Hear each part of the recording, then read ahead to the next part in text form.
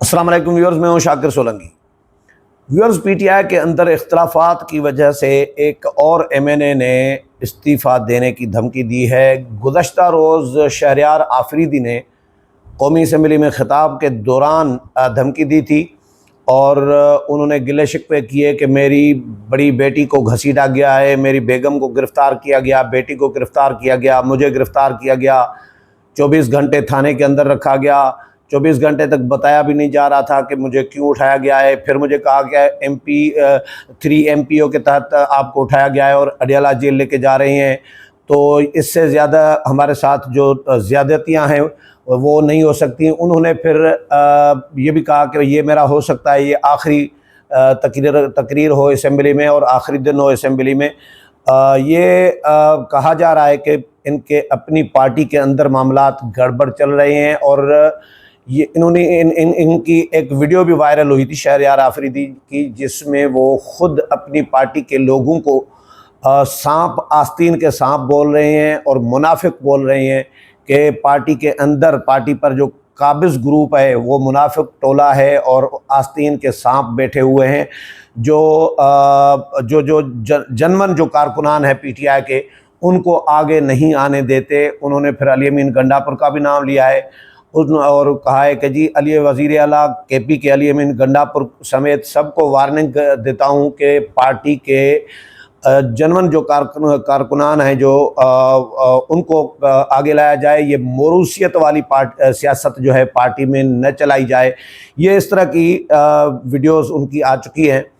तो पार्टी के इख्तलाफात की वजह से वो इस्तीफ़ा देने पर सोच रहे हैं। कल उन्होंने धमकी दी है, आज फिर शेर अफजल मरवत ने ट्वीट किया है और उन्होंने भी इसी तरह की बातें की हैं कि पार्टी में बाजवाई माफिया यानी जनरल बाजवा के लिए कहा है कि बाजवाई माफिया का कब्ज़ा है पार्टी पर और पैराशूटर आए हुए हैं पार्टी के अंदर जिन्होंने पार्टी पर कब्ज़ा किया हुआ है और इमरान खान की रिहाई के लिए वो बिल्कुल भी कोशिशें नहीं कर रहे और इस तरह की बातें की हैं। क्योंकि इनको शोकाज नोटिस भी दिया गया था शेर अफजल मरवत को।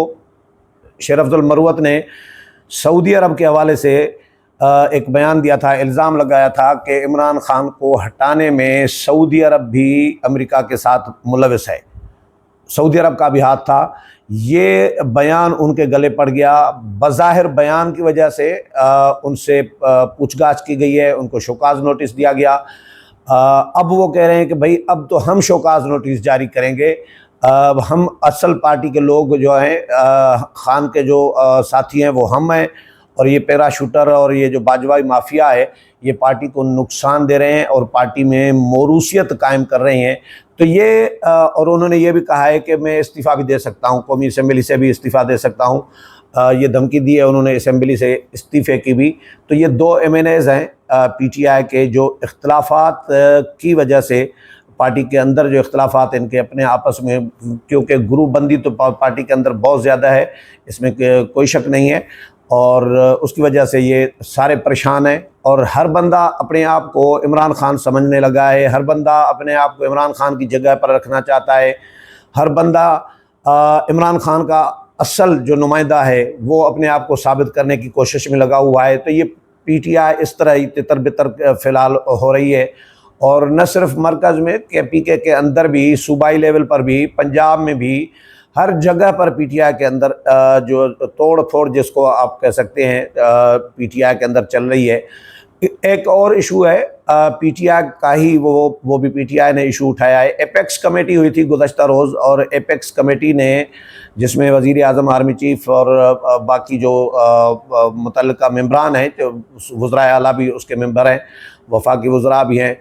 तो एपेक्स कमेटी बड़ी एक ताकतवर कमेटी है, वो फ़ैसला कुन एक फ़ोरम है। उसने फ़ैसला किया है कि दहशतगर्दी, क्योंकि दहशतगर्द KPK में मुख्तलिफ़ इलाक़ों में, बलूचिस्तान में मुख्तलिफ़ इलाक़ों में फिर से दहशतगर्दी सर उठा रही है और दहशतगर्द फिर से सरगर्म हो गए हैं, एक्टिव हो गए हैं या वापस आ गए हैं।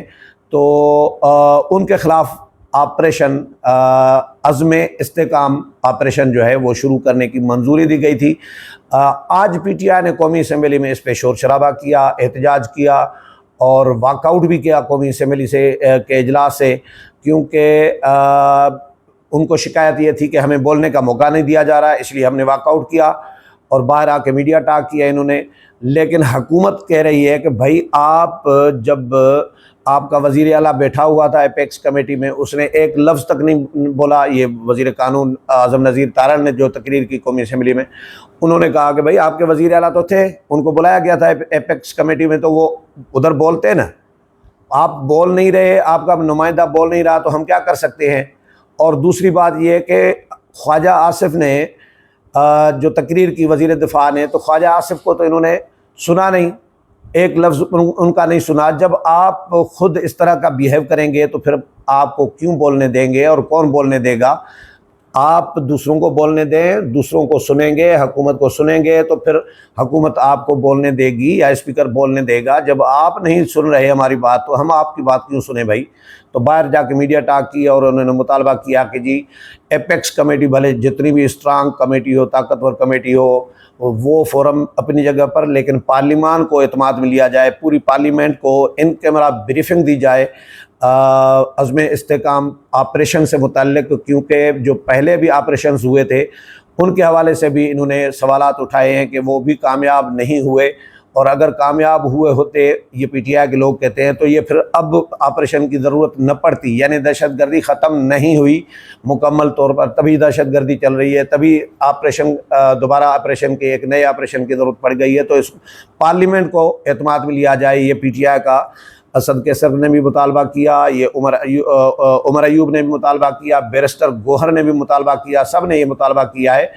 जिसके बाद हुकूमत ने ये ऐलान किया है, वज़ीर कानून आज़म नज़ीर तारड़ ने हुकूमत की तरफ से ये ऐलान किया है कि जो कौमी सलामती की कमेटी है, पार्लिमानी कमेटी कौमी सलामती की, जिसमें वज़ीर आज़म भी होंगे, जिसमें आर्मी चीफ़ भी आएंगे और अस्करी क़यादत आएगी, उसमें ब्रीफिंग दी जाएगी, उसमें अपोजिशन भी मौजूद होती है। ऐसा नहीं है कि अपोजिशन कौमी सलामती का हिस्सा नहीं होती, अपोजिशन भी होती है, पार्लिमान में ही होती है कौमी सलामती की कमेटी, जिसको पहले भी ब्रीफिंग होती रही है। अब हुकूमत ने ये ऐलान किया है कि हम कौमी सलामती कमेटी जो पार्लिमानी कमेटी है, यानी पार्लिमान को ये एतमाद में लेना है, उसमें तकरीबन तमाम जमातों के जो कायदीन हैं या पार्लिमानी लीडर्स हैं, वो उस पार्लिमानी कमेटी में, कौमी सलामती की जो पार्लिमानी कमेटी है, उसमें मौजूद होते हैं। इसलिए हमने फ़ैसला किया है हुकूमत ने कि हम उसको एतमाद में लेंगे और बताएंगे कि दहशतगर्दी जो हो रही है उसमें तरीक़ेकार क्या होगा अज़्म इस्तेकाम ऑपरेशन का, और कहाँ कहाँ कौन कौन से इलाकों में होगा। ये ऑपरेशन मजमूई तौर पर ये मुल्क भर में होगा, जहाँ जहाँ दहशतगर्दी हो रही है, बलूचिस्तान में, स्पेशल बलूचिस्तान के कुछ इलाकों में, और केपीके के कबायली इलाकों के जो मुख्तलिफ इलाके हैं उनमें दहशतगर्दी हो रही है। जहाँ जहाँ आज दहशतगर्दी हो रही है या दहशतगर्दों के आमाजगाहें हैं, ठिकाने हैं, या उनकी मौजूदगी की इतला होगी, वहाँ वहाँ ये ऑपरेशन होगा। इस पर ब्रीफिंग दी जाएगी। हुकूमत ने ये ऐलान किया है कि अस्करी क़यादत आकर ब्रीफिंग देगी कि ऑपरेशन की क्यों ज़रूरत पड़ी है और ऑपरेशन कैसे होगा, ऑपरेशन पे अखराजात क्या होंगे, ये सारा, और कितने अरसे के लिए ये ऑपरेशन चलेगा, ये सारी ब्रीफिंग पार्लिमान को दी जाएगी। उम्मीद है प्रोग्राम पसंद आया होगा। अगले प्रोग्राम में फिर मुलाकात होगी, तब तक इजाज़त चाहता हूँ। अल्लाह हाफ़िज़।